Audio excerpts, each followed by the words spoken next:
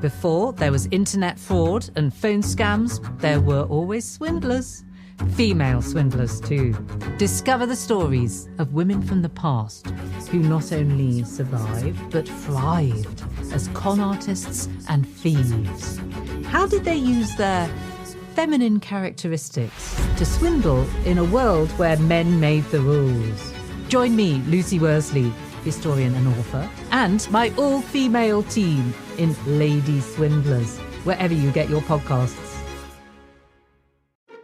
Welcome to the Criminalia podcast. I'm Maria Tremarchi. And I'm Holly Fry. Together, we invite you into the dark and winding corridors of historical true crime. Each season, we explore a new theme, from poisoners to art thieves. We uncover the secrets of history's most interesting figures, from legal injustices to body snatching. And tune in at the end of each episode as we indulge in cocktails and mocktails inspired by each story.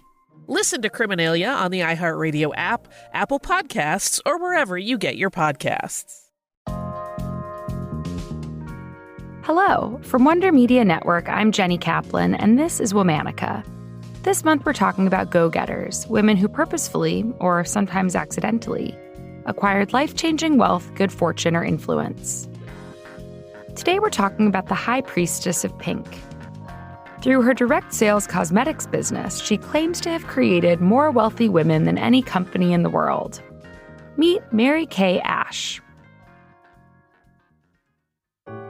Mary Kathleen Wagner was born in Hot Wells, Texas on May 12, 1918. But the demure Mary Kay liked to keep her age a secret, so forget I told you that. Mary grew up poor. While her mother was working from 6 a.m. to 8 p.m. as a restaurant manager, Mary was keeping house and caring for her sick father. Her favorite childhood memories are of the pimento cheese sandwich and Coca-Cola she'd eat at the Crest department store while out running errands that she was too young to run alone. At age 17, Mary Kay married local radio personality Ben Rogers. The pair had 3 children before he went away to serve in World War II. Upon his return, Ben asked Mary Kay for a divorce. Heartbroken but determined to support her children, Mary Kay moved to Dallas and got a job for the direct sales company Stanley Home Products. She quickly discovered a gift for sales, lugging a heavy suitcase of products from home to home and charming housewives into buying things like brooms and toilet bowl cleaner. After 11 years, Mary Kay was hired as the national sales director for a different direct sales company, World Gifts. With 2 kids now out of the house and the youngest at military school, she spent 3 weeks a month out on the road, recruiting and training salesmen. One day in 1963, Mary Kay asked her boss at World Gifts for money to develop an audiovisual training program. Her boss then hired a young man to be Mary Kay's assistant. She taught him all her tips and tricks, and then, just a few months later, the male assistant was promoted above Mary Kay and given twice her salary. Mary Kay quit, devastated by what she considered unfair sexist treatment. Mary Kay decided to start a direct sales company of her own. But this one would be for women. So in September of 1963, against the advice of both her lawyer and her accountant, she started Mary Kay Cosmetics. She was 45 years old at the time. Her 20-year-old son, Richard, was the financial administrator. The original formula for the company's first product was crafted not by Mary Kay, but a hide tanner from Arkansas named J.W. Heath. He started experimenting with skin creams when he noticed that his hands looked younger than his face. He passed his formula down to his granddaughter. And then in 1963, Mary Kay purchased it for $500. Within 2 years, the company's wholesale sales reached nearly $1 million. Here's how Mary Kay's company works. She doesn't sell her cosmetics in department stores. Instead, she sells her products directly to her saleswomen, known as consultants. Then the consultants sell the cosmetics to consumers at house parties, thrown to demonstrate the wide range of amazing products. But that's not the consultant's only job. Consultants' other responsibility is to turn customers into consultants themselves. If a consultant signs up another saleswoman, she makes a commission on everything her recruit sells. The business model was genius in its ability to attract women who wanted a taste of a career without fully committing to office life and leaving their homes behind. So goes one of the company's many mottos: God first, family second, career third. While a sense of autonomy and freedom may have attracted women to the Mary Kay company, the culture at the company was quite stringent. Dresses were mandatory for all functions. When two women showed up to a Mary Kay convention in pants in the 1970s, they each apologized to Mary Kay personally for the misstep.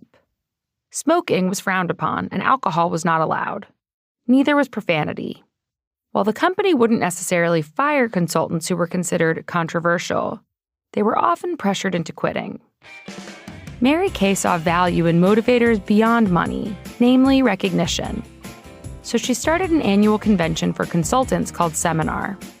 Each year, thousands of Mary Kay consultants gathered for 3 days and 3 nights at the Dallas Convention Center to attend classes on how to be better saleswomen. There were even classes for husbands on how to best support their business-minded wives. Seminar culminated in awards night, where the company gave away millions of dollars in prizes to its top salespeople. Outside of Seminar, Mary Kay kept saleswomen motivated by the promise of their very own powder pink Cadillac if they reached a certain number of sales. Mary Kay's business success earned her a swanky car of her own, a pink Biarritz Cadillac with thin red racing stripes. And her home was a monument to her achievements. For some time, Mary Kay lived in a $5 million 30-room pink mansion, complete with 28-foot-high ceilings, a Grecian pool, crystal chandeliers, and 11 bathrooms. As decades went by, ideas about women in the workplace and feminism evolved and transformed. Women's appetites for Mary Kay cosmetics only skyrocketed. By the year 2000, Mary Kay Cosmetics had sales of $1.2 billion and more than 850,000 consultants across 37 countries. On Thanksgiving Day in 2001, Mary Kay passed away in her Dallas home. She was 83 years old. She left $15 million to the Mary Kay Ash Foundation, which fundraises and distributes funds for cancer research. About her company, Mary Kay once told a friend, "I don't think God wanted a world in which a woman would have to work 14 hours a day to support her family, as my mother had done. I believe he used this company as a vehicle to give women a chance." That vehicle was a pink Cadillac. All month, we're talking about go-getters. For more information, find us on Facebook and Instagram at Womanica Podcast. Special thanks to Liz Kaplan, my favorite sister and co-creator. Talk to you tomorrow.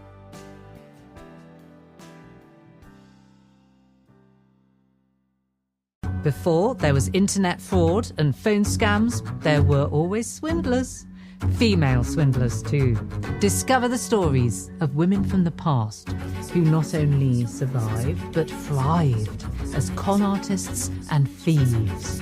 How did they use their feminine characteristics to swindle in a world where men made the rules? Join me, Lucy Worsley, historian and author, and my all-female team in Lady Swindlers, wherever you get your podcasts.